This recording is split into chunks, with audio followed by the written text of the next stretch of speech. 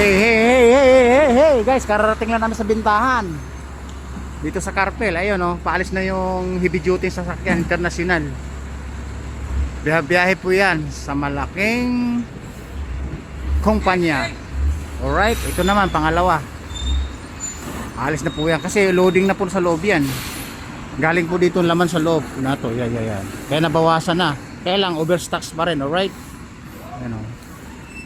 Ayan. Kaya lang bago umalis mag truck skill muna sila. Alright. Dalawa po yan. Kasi guys, para sa kaalaman, yung kasi malaking kumpanya ang babagsakan yan. Tapos yung iba niyan ini-export. Ini-export po. Ginawang panggatong sa ibang bansa o ginawa i-recycle ulit, lulusawin uli yan. May ibang bagay na paggagawaan, alright? Ito po 'yon. Right? Ang laman yan ito. Yan. Okay? Ni-export po yan. Tapos maraming pinagagamitan. Again, isa sa nilulusaw po yun. Tapos ni-recycle uli. Tapos yung iba sa ibang bansa, ginagawang panggatong po yan. Okay? Dito lang to sa kumpanya namin. Tapos yan, bababa po yan, kanina pa yan, siguro may isang oras na yung kalahating oras nakatingga. Ibababa po sa loob dito yan, Kasi yung bulldozer, ayan, nagkukumahog na. Sinusobo sa conveyor yung mga stocks na mga karton para sa pagpe-press like this. Alright. Ayan o. Yan. Diba? Kita nyo naman.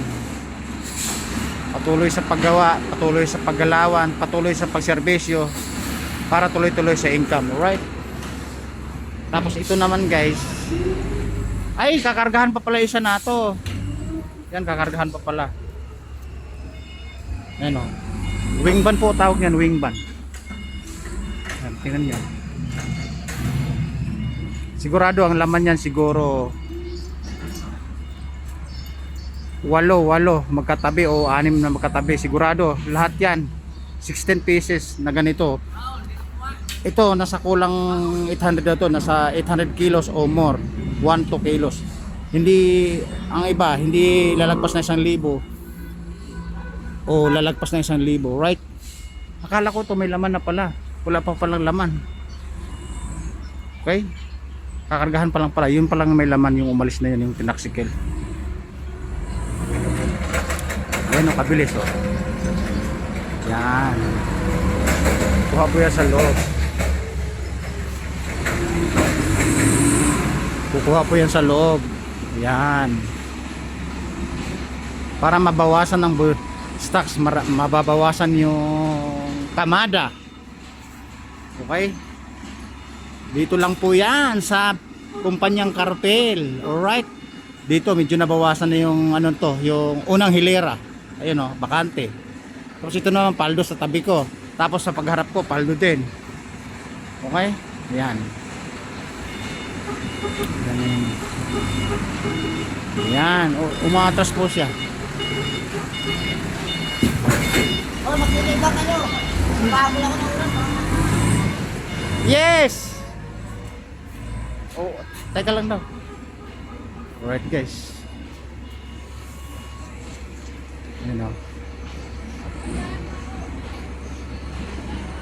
Ay, dalawang patong po pala yan.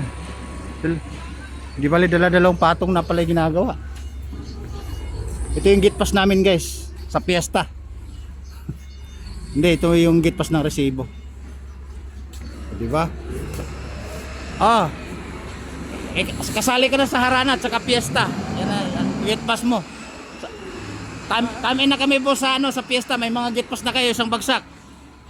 Boss, 4 na channel tayo. Alright, ayan, mabilisan si boss. Boss, baka may shoutout ka, 4 na channel tayo. TikTok, Facebook, Instagram, YouTube. Walang ginawa. Kung pagka ikaw na nakapalo sa akin, wala kang gagawin kundi tumawa sa mga videos ko. Nakakita ka naman vlogger sumayaw 4 ang suso. Sa akin lang yon, boss. Kaya mamaya relax ka lang, ibibigay ko yung channel sa'yo. Hold your breath. Yan, guys, hold your breath. Hold your breath. Take it easy. Kaya. Nakapagsigaw na kaudan na ito. Okay, akala ko nga to, may laman na to. So, wala pa pala. Yung isa pa lang may laman, yung umalis na.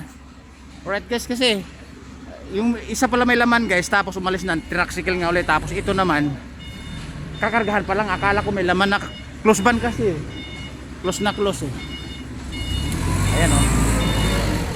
Bilisan o. Ayan o. Alright. Yun yung routine nila guys pag nagbabiyahe deliver kasi nga mabilisan, karga, tapos pagkasagad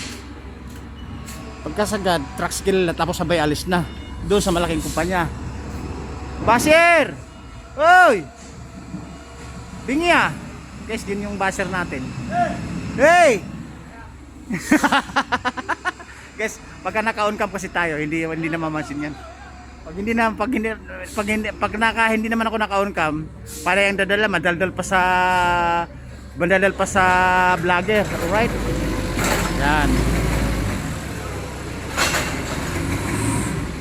Kita nyo naman guys, di ba? Sobrang hectic na sa kilos ngayon. Sobrang stocks. Kasi pag binaba yung forward na yan, semi-elf, puno agad yan, kaya nagpe-press po sila. Alright.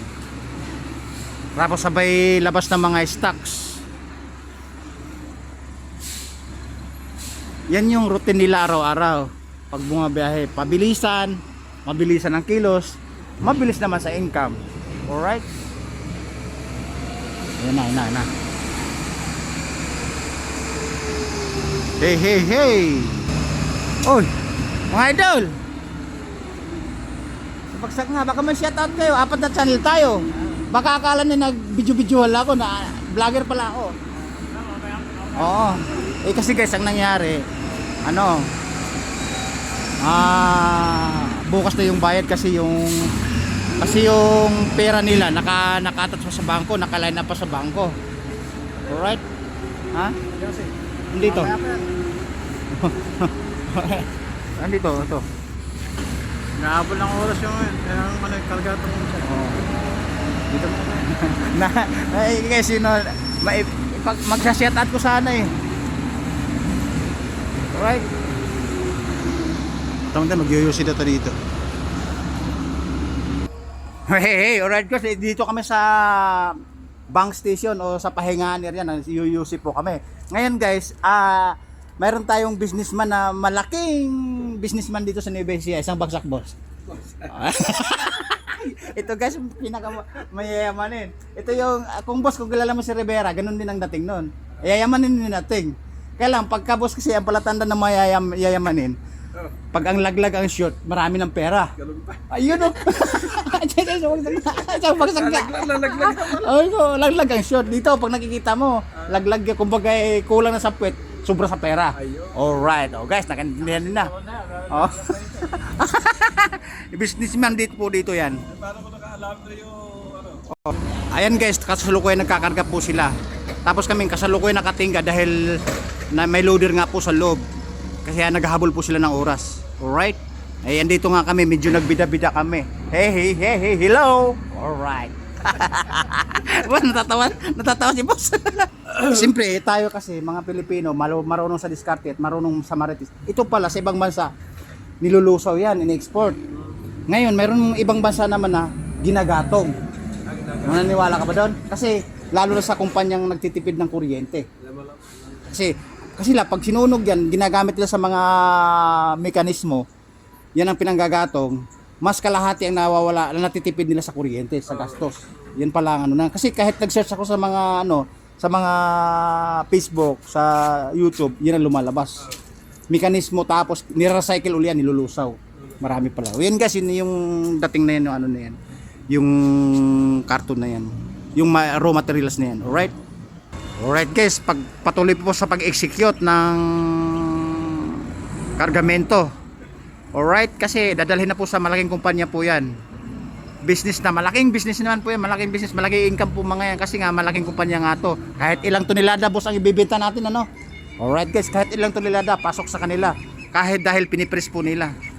Kaya lang toneladang kilo na po yan pagka napuno lahat. More, siguro mga 15 tonelada pinakababa hanggang 12 tonelada, right? Eh guys, ito ina-extra yung pulutan guys. Na-extra yung pulutan. Ay, nako naman. Alright guys, patuloy pa kasi sa pagano sa pagkarga ng mga items. Tapos sa loob, busy pa. Okay? Mga idol. Ayan o, patuloy pa sa pagkarga. Alright? Kaya hinihintay po namin. Siguro may mga kalahating oras na po kami dito.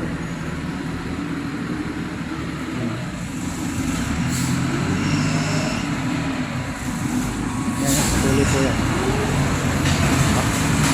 Patuloy sa pagkarangkada, patuloy sa pagpe-press. Alright? Kaya nababawasan na po yung assorted. Bawas na yung assorted. Nabawasan na yung karton. Pero yung press, marami pa po yan, kaliwa kanan. Ito naman, ay kulang pa. Pag napuno po yan, nagpe-press na po yan para hindi po dito sa may ano na to. Sa may road area, daanang area. Alright. Oh, kuhay. Ayun o. Yan, basher natin yan, basher. Alright guys, tatapusin ko muna yung video, no? Kasi medyo mahaba na yung binabiyahe natin habang hinihintay namin to. Alright? Babu. Woo!